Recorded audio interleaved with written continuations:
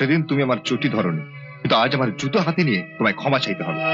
যদি বলেন তো ওই জুতো হাতে নিয়ে ওই জুতো জোড়া দিয়ে আপনাকে পিটতে পারি, ক্ষমা চাইতে পারবো না।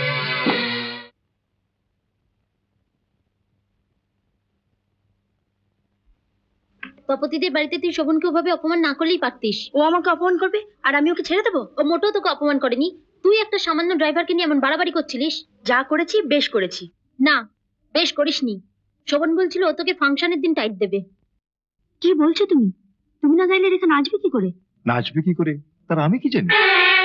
তুমি তো সেদিন তপতির বাড়িতে বলেছিলে আমি নাকি গানই গাইতে জানি না। ওটা তো দিদির আগের মাথায় বলেছিল। বেশ, এবার আমি ঠান্ডা মাথায় বলছি, গান আমি গাইবো না। শোভন প্লিজ।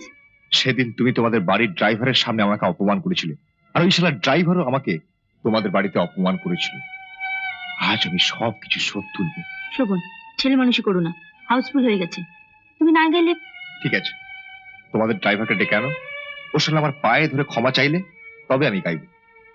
ওর হয়ে আমি তোমার কাছে ক্ষমা চাইছি। না, ওকেই ক্ষমা চাইতে হবে, আর তা আমার জুতো হাতে নিয়ে। দিদি, তুই গিয়ে ওকে ডেকে আন না। তুই বললেও ঠিক ক্ষমা চাইবে। ঠিক করেছো। দিদি রকিকে একেবারে মাথায় তুলে নিয়েছিল। আজ আমি ওকে মাথা থেকে একেবারে মাটিতে ছুঁড়ে ফেলবো।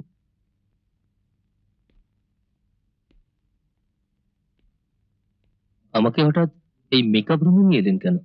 শোভন বলেছে তুমি ওর কাছে ক্ষমা না চাইলে ও রেখা নাচের সঙ্গে গাইবে না।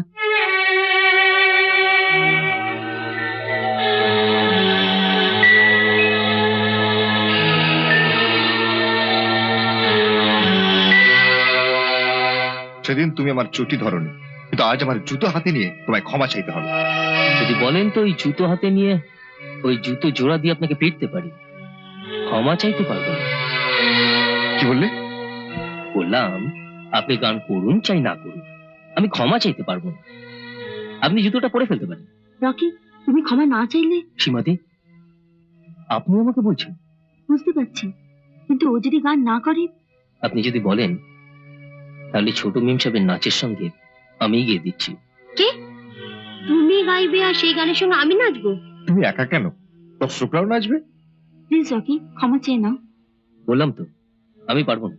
তাহলে আমি চলি। তুমি যেও না শোভন। রকি প্লিজ, আমার মুখের দিকে তাকিয়ে তুমি। সীমাদি, আপনি আমার উপর ভরসা রাখুন।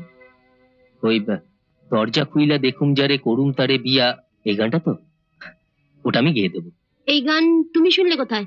প্রথম যেদিন আপনাদের বাড়িতে এসেছিলাম সেদিন এই গানটা গেয়ে আপনি বোধহয় নাচ প্র্যাকটিস করছিলেন। একবার শুনেই তুমি গানটা তুলে নিয়েছো? ওই গান গাইতে আবার রিহার্সাল দরকার লাগে নাকি? একবার ভেবে দেখো রকি, এর সঙ্গে আমাদের মান সম্মান জড়িত। সীমাদি, আপনারা আমার মনিব, আপনাদের সম্মানহানি হোক সেটা নিশ্চয়ই আমি চাইবো না। তাহলে আজ আমায় গাইতে হচ্ছে না? না, আজ আপনি শুধু শুনবেন। আমার ভীষণ ভয় করছে রে দিদি। আপনি আমার উপর ভরসা রাখতে পারেন ছোট মেম সাহেব। সেদিন উপকার করতে গিয়ে চর খেয়েছিলাম, আজও গানের শেষে না হয় চরই মারবেন। রকি দেখিয়ে দিল জুতো দিয়ে নামেরও কেমন জুতোর বাড়ি দেওয়া যায়।